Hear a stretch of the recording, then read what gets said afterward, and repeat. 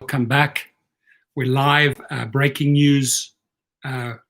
Attorney General William Barr is out. And you have to question the timing. You have to question the timing here, right? Joe Biden just gets nominated today. The electoral votes get basically solidified, and they announce in the news across all the media that Biden has the 270 votes and that Biden is president. Electoral colleges had to report today, December the 14th, right then and there. Doesn't want that. Obviously, this guy, look at them. They look like two grumpy cats here. He is not happy with the news, right? He's not happy that the Electoral College has nominated Biden as the president. What does he do? He goes and lets William Barr go. Now, William Barr was his boy, did most of the dirty work for him. That Justice Department is supposed to be separated from those powers. It's not his personal attorney, but Trump did believe that he owned this guy, that he owned this boy, and that he was supposed to do everything he wished. He was asking for the dirty work to be carried out by Barr, and Barr, for the most of the journey, did it for him, and they did not separate those powers. So because he did not follow all of his orders, he gets kicked out just before Christmas. He says he will be leaving the Justice Department before Christmas. Again, I question the timing. I'd vouch for Trump's character, but he doesn't have any. Paul, well said there. President Donald Trump announced Monday that Attorney General Barr will be leaving the Justice Department before Christmas. Paul is right. There's zero character. Both of these characters have zero character. They're supposed to keep these powers separate. Trump truly thinks that he owns William Barr, he owns the Justice Department, and they are his attorneys, and he can use them as he wishes to do so. It's not how the setup works. Barr was described by some legal scholars as acting more like the president's personal defense lawyer than the U.S. chief law enforcement officer. And time again, William Barr did show that he was the president's personal defense lawyer. At the end, they butted heads, right? Trump gave Barr orders right towards the end to call this a big fraud. He didn't do so. He didn't bow down to the leader. And anyone that is not 100% loyal to Trump gets kicked out, right? So he doesn't like any backchat. He doesn't like anyone that doesn't toe completely in line with him. So he's out. But Barr's fortunes took a turn for the worse after he failed to deliver on politically charged investigations. Trump demanded ahead of the general election. He demanded from Barr that he go and start investigating and actually verbalizing, putting it out there that Biden was committing fraud. He didn't do that because it was done according to the book. It was done properly. It definitely does sound like communism. And this sounds like Putin, one of Putin's boys who's not abiding, not following orders. Well, there's consequences. Trump works the same way. It's more like the mafia boss type of approach. You don't do it my way, get on the highway.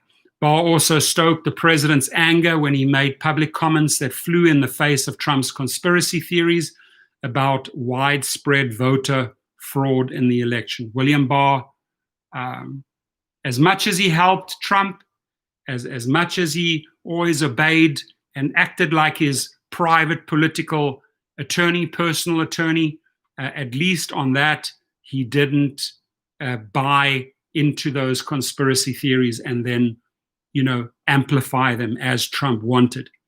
So he's out. President Donald Trump announced Monday that Attorney General William Barr will leave the Justice Department before Christmas. The announcement is a remarkable development for Barr, who has long been one of Trump's most loyal attack dogs and was described by some legal experts as behaving more like president's personal defense lawyer than the nation's chief law enforcement officer. In fact, there was one lady Trump's been charged by 26 different women, that claim that he sexually attacked them or abused them or raped them. In fact, when it got very, very close, Trump asked William Barr to step in and make sure that one of these cases, which was supposed to be heard, was not heard. So he truly acted as Trump's personal defense attorney. But because he didn't 100% follow the marching orders, he got booted out. He did 98% of the Trump's dirty work. But at the end, again, he did not want to amplify those conspiracy theories and say that there was voter fraud. He abstained. He didn't make those comments publicly, William Barr, and that cost him. He had to pay a price. He had to go. Tensions between Barr and Trump boiled over in recent weeks after the Attorney General failed to deliver on politically motivated investigations targeting the president rivals and made public comments that undercut Trump's conspiracy theories about voter fraud in the election. And that was it. After that, Trump had enough.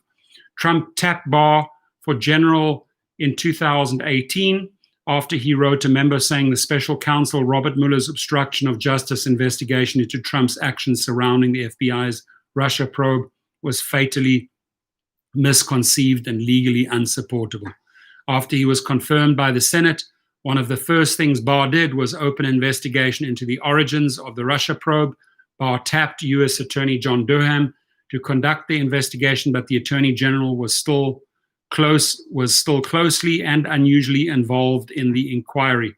In his public statements, Barr often parroted Trump's claims, even when they weren't supported by evidence, like the notion that the FBI illegally spied on his 2016 presidential campaign. The DOJ Inspector General concluded last year that no such improper surveillance took place. After Barr overrode career prosecutors in February to request a more lenient sentence for the Trump ally and convicted felon Roger Stone, the president applauded the Attorney General for taking charge of the case that was totally out of control and perhaps should not have been brought. Trump later commuted Stone's sentence.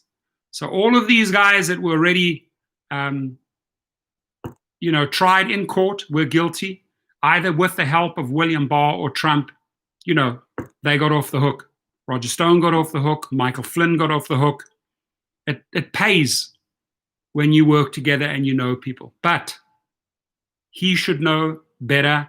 Those two institutions have to be separated. And they were too much. They were in bed together, those two. In May, Barr and senior DOJ officials abruptly moved to drop the department's case against former National Security Advisor Michael Flynn, who in 2017 pleaded guilty to one count of lying to the FBI. He already admitted that he had lied to the FBI, but Barr and Trump got him off the hook.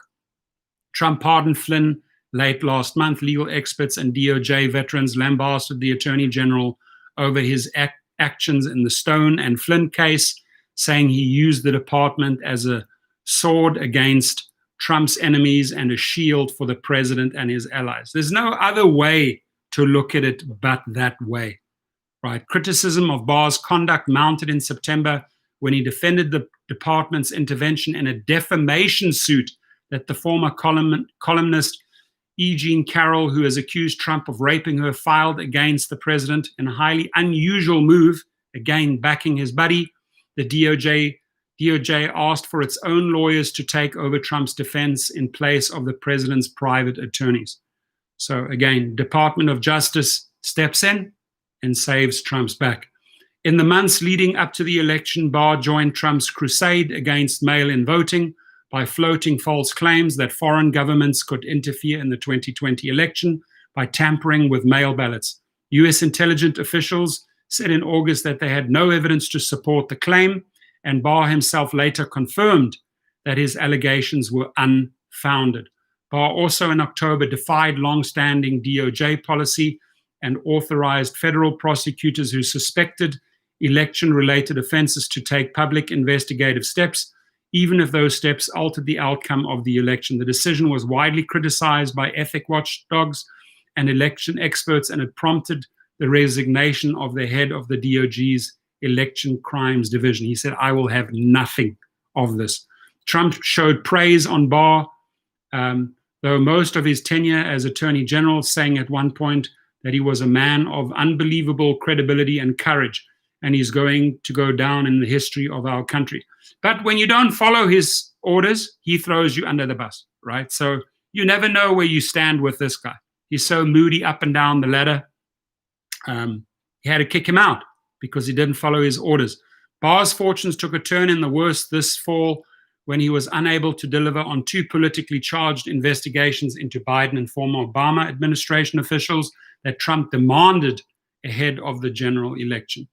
Barr's downfall, the Attorney General told Republican senators in September that Durham's investigation into the origins of the Russia probe would not conclude in time to release a public report before the November election.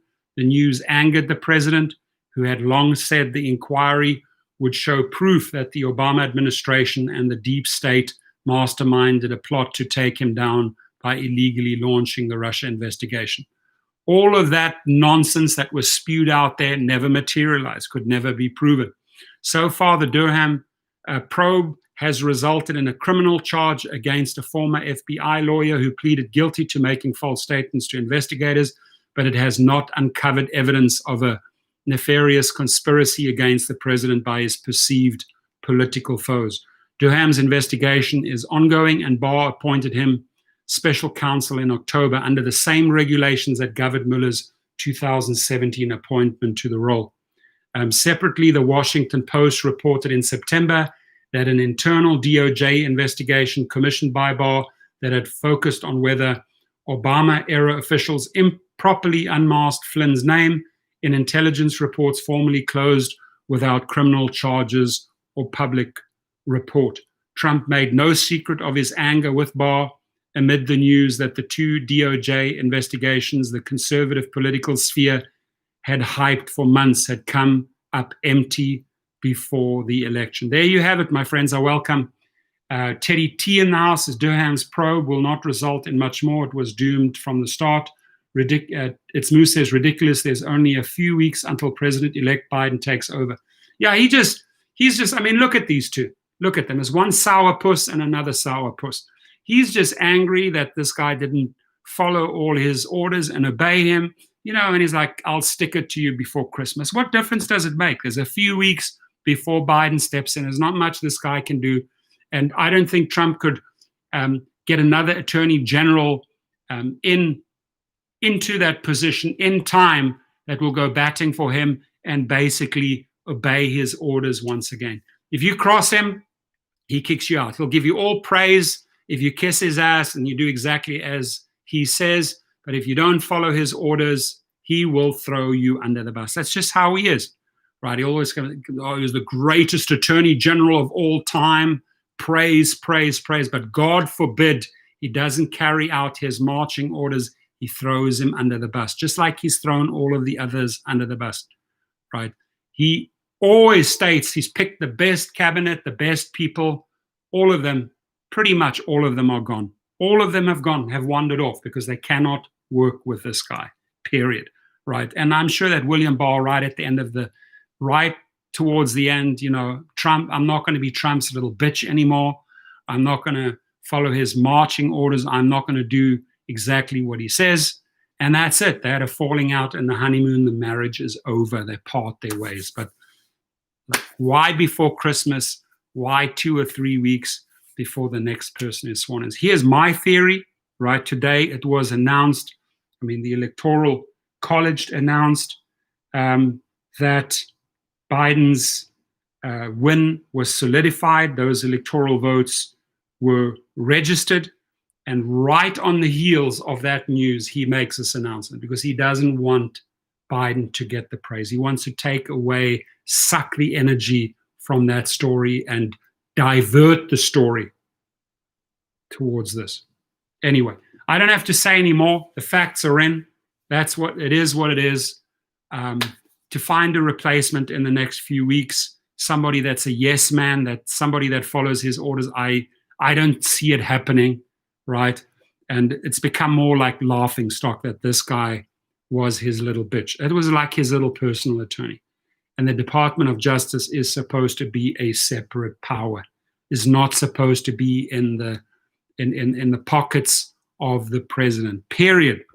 So leave your feedback. Love to hear what you think. And I mean, the main story still, if you go across, the main story is still electors seal America's choice. There it is.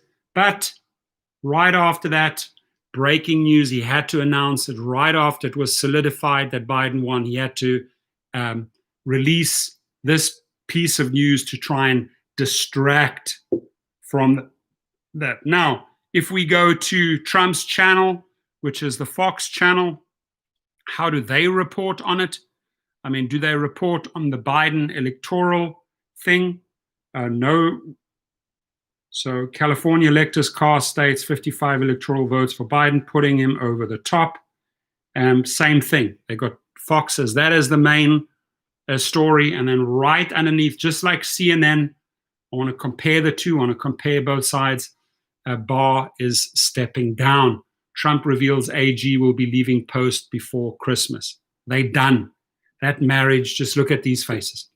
This guy looks like an angry Elton John. This guy's huffing and puffing like a steam locomotive. Paul Figueroa said Trump will hold a pep rally on Inauguration Day. Yeah, that's another childish little 5-year-old move.